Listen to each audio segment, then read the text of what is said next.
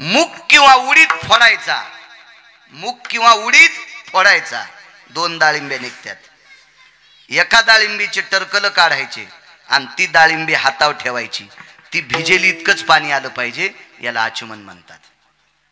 कर्मकांड चुकीचं फार फार विस्तृत आहे.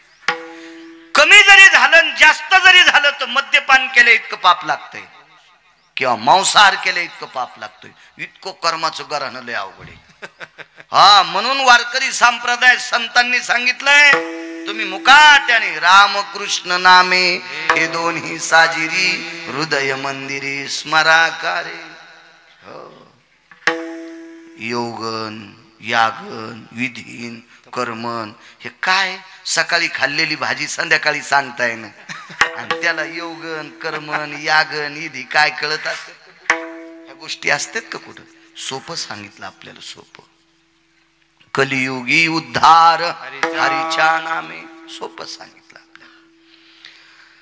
एका आचमनात 1 समुद्र पिऊन टाकलाय तर 7 आचमनात 7 समुद्र. पाणी तुम्हाला तहान कशी भागल? मग या अवतारात जीव घालतो आणि पुढच्या अवतारात पाणी प्या. महाराज महाराजच होते, आमच्यासारखे गबाळे थोडेच होते. बरोबर काय हरकत नाही. मग तुम्ही म्हणताल तेच ऐकू. हो, ते म्हणे साडी नेसून कीर्तन कर, तरी ऐकतो का सोंबळ्या तू? नाही या तुम्ही म्हणल्यावर काय नाही करायचं, येडपट काय? आणि त्याची काय लायकी ते तुला सांगायला आणि तू हो म्हणायला? अशा गबाळ्याच ऐकत असते. तुय पात्रता लागन, योग्यता लागन ना. मालक आहेत ते रामचंद्र जी. या अवतारात आता जेवतो पण पाणी पुढच्या अवतारात पाजतो. लक्षात ठेव बरं रामचंद्र. अरे तुरच लय मोठी लोक आहेत ते. अहो, या पंढरपुरातल्या मालकावर संतांचा उपकार आहे. कुळीची हे कुळदेवी केली ठावी, या संतांनी आपल्याला ठाव केलाय. काय माहित होता आपल्याला? देवाचा प्रचार करणारी लोक आहेत ती, त्याला मोठेपण देणारे.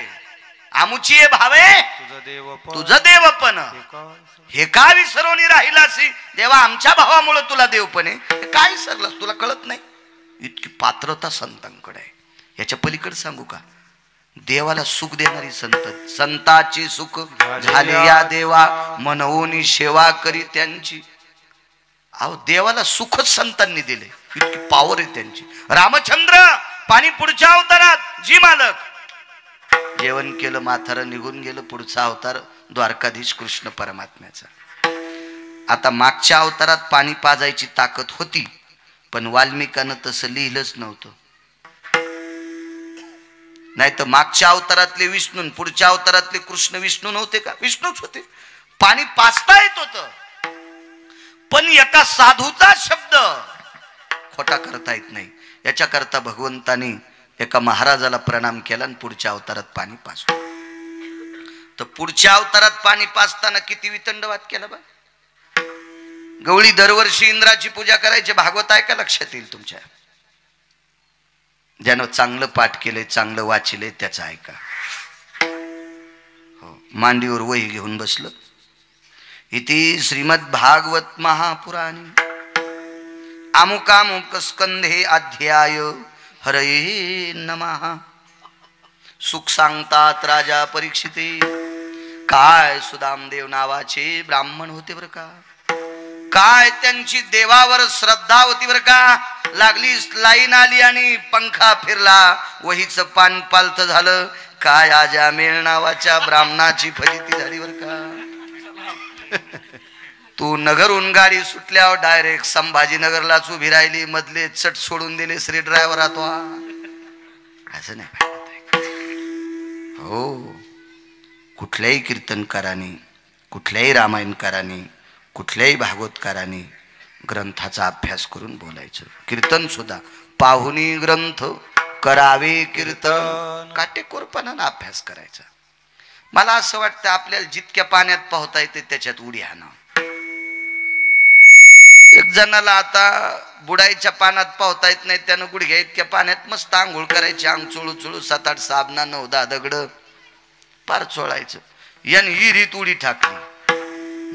फुगून वर आल्यावर कळालं मालकाला, आगाऊपणा कशाला करायचं, आपल्याला जे होत नाही ते.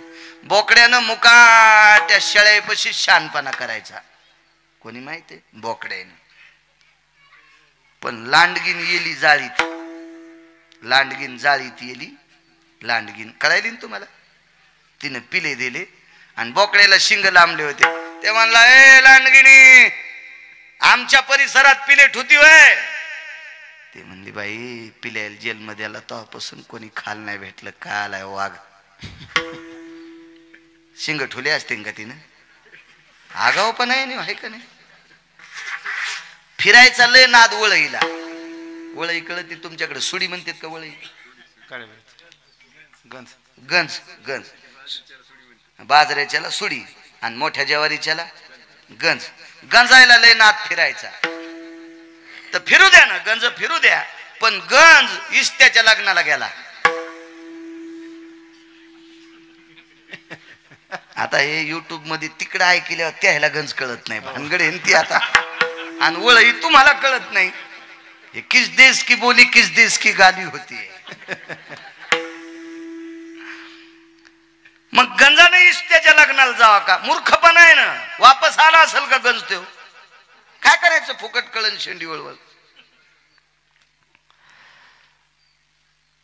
जगदानंद कंद जगतपती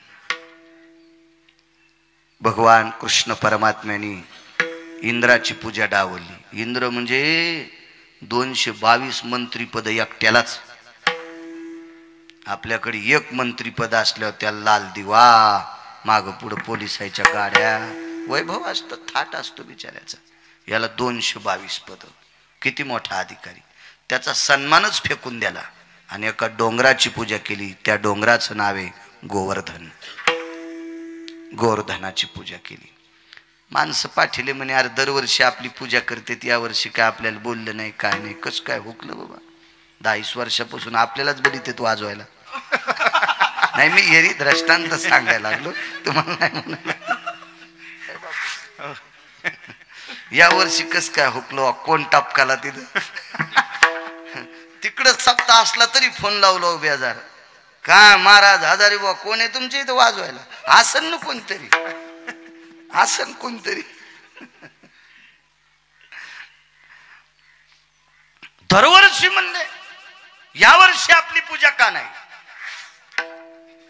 सेवेकरांनी सांगितलं, यावर्षी गोवर्धनाची पूजा आहे. बर बर बर बर, पाहतो म्हणे गवळ्याची सोय. आता सोयच बघतो म्हणे या लोकांची गोकुळातल्या.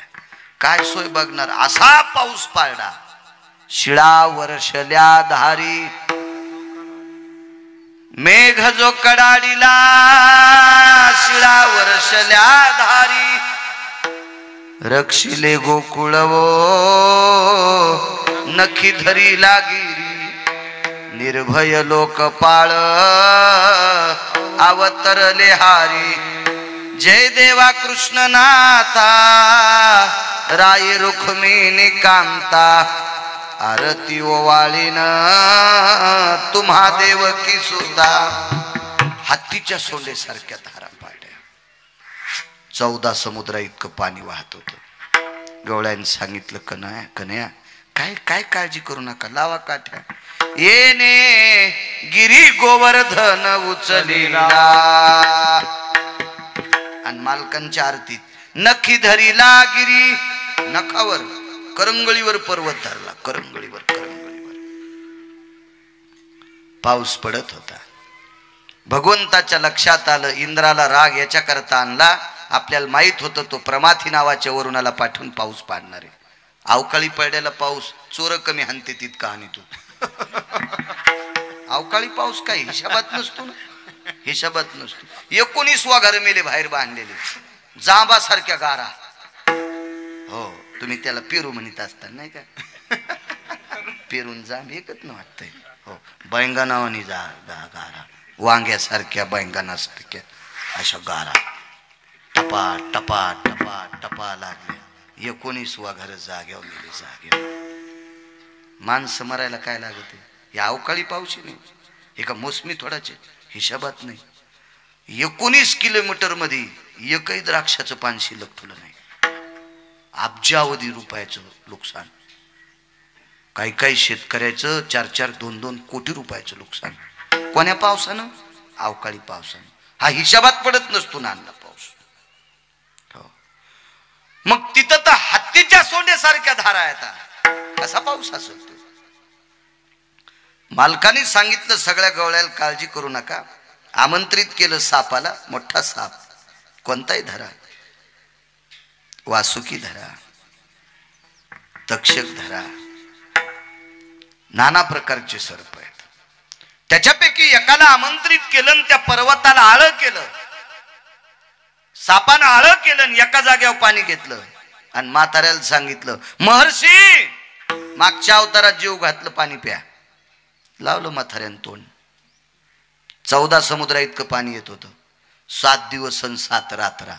8व्या दिवशी सकाळी म्हाताऱ्यानं चुटकी वाजली आणि वरच्या मंत्र्याला सांगितलं, जरा हिशोबात राह, येडेवानी करू नको. तो वर्षभर पाऊस पाळला तरी मी पेतो आणि हे भिजत नाही. मी वर्षभर पाऊस पाळला तरी मी पेतो, मी दमत नाही, आणि याच्या अंगावर एकही थेंब पडत नाही. तू काऊन येडेवानी करायला? मग इंद्राच्या लक्षात आलं. त्यानं कामधेनू नावाची गाय आणली आणि ब्रह्मांडाच्या मालकाला अभिषेक केला. तिथून पुढे विश्वाच्या मालकाला गोविंद नाव पडलं. गोविंद नाव. गोविंद नाव 2 कामामुळे. एकदा ब्रह्मदेवानं सुद्धा अभिषेक केलता. वासरं चोरून नेलती, गोपाळ चोरून नेलती, ती सुद्धा नवलच आहे. जशाला तशी खाली तयार केली. त्यावेळेला कामधेनू आणली, भगवंताला अभिषेक केला, गोविंद नाव पडलं. मालक सांगतात 7व्या अवतारात जीव घातलं. ही प्रक्रिया करण्याची ताकद 7व्या अवतारात पण होती, पण स्वतंत्रता नव्हती. 8वा अवतार म्हणजे सासूबाई. तुम्हाला एक माहिती आहे का? सुनाच्या हातानं कंदील फुटला की सासू म्हणती, होगाड तोंडे, काय उठाडावानी चलती माय, देवानं डोळे दिले का नाही बाई, म्हशी तरी नीट चलत यात, काय चलती बाई, भांडे ठेसाळायला लागली, कंदीलच फोडा. सुनाच्या हातान फुटल्या. हेच तू ह्या माईन शिकील तर का? इथरूक गेली सासू तिथरूक. आणि काय नाही, 5 रुपयाचा काच असतो कांदाला, लोकांकडूनच फुटत असते, ते मधला काच फुटला आणि सासूच्या हातान कंदील फुटल्या. आत्या कंदील फुटला बाई, आंधक झालता म्हणून मी फोडा. पाय सासू, हिला चांगल्या वाहत्या पुरात टाकावा. हो, म्हणजे अशी पार लगे माशानं खाऊस तर गौसल नाही पाहिजे. नाही, वापस कशी येईन, खालीच जाते. मग वरीत निवड टाकायचं आणि जेव्हा म्हणायचं आत्या तुम्ही अशाच. सुना लयच खुश झाल्यानं. बर ठीक आहे, सासूला पुरात टाका म्हणल्यावर तुम्हाला लय हसू आलं. आणि तुमच्या भाऊजाईची तुमची माय कोण आहे? सासू. मग तुमची भाऊजाई नाही का चुलीत टाकायची तुमच्या माईला? म्हणजे नवऱ्याच्या माईला पापुरात टाका म्हणलं की हसू आलं, तुमच्या माईला चुलीत टाकल्यावर कशाने आटारल्या बघा ना. हो, अशा आकसाल्याच. हो, फ्रीज मध्ये काही वस्तू ठेवल्यावर कशी आटरती, अशा आटराल्या. हा, आपल्या माईचं जसं बरं व्हावं वाटतं का, तसं सासूचं बरं व्हावं वाटतं. जा, देव तुमचं चांगलं करेल. सासालाही खुश झाल्या. म्हाताऱ्या म्हणल्या, माय संजय महाराज यायला दरवर्षी आणि भाई आमच्याकडून बोलत ग गिरगावकर, पण तुम्हाला सांगतो, तुम्हाला तुमच्या लेकीचं जसं बरं व्हावं वाटतं तसं सुनाचं बरं व्हावं वाटतं. जा ना, आपल्या लेकीचं जसं चांगलं ऐका वाटतंय तसं सुनाचं पण चांगलं ऐकी जाणं. संसारात नीट वागणं याचंच नाव सप्ताह आहे, याचंच नाव कीर्तन आहे, याचंच नाव भजन आहे, याचंच नाव परमार्थ आहे. घरात काच्या गुच्या देणाऱ्यानं किती ज्ञानेश्वरी वाचू द्या, यायला पंढरपुरातला मालक मानित नाही. विठाला विठाला विठाला.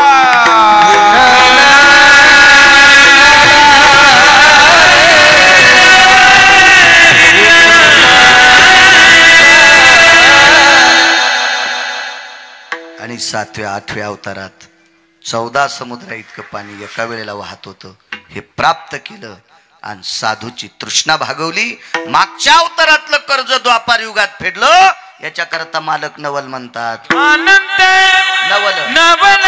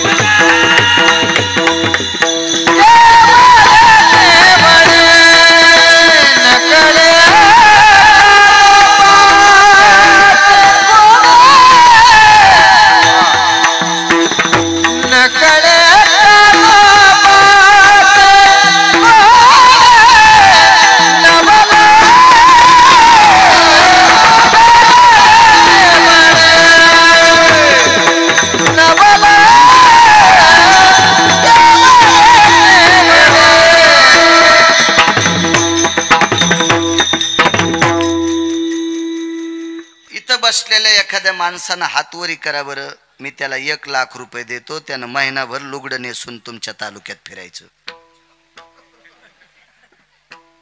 वरचे कोणी तयार असले तर हातवरी करा.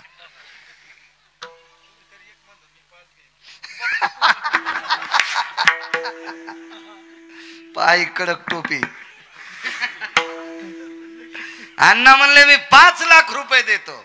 नाहीत फिरणार, मला माहित आहे. नाहीत फिरणार. नवल सांगतोय, नवल नवल नवल. भजन करणाऱ्याला हस्तनापुरातली गादी द्यायची होती. पांडव भजन करत होती.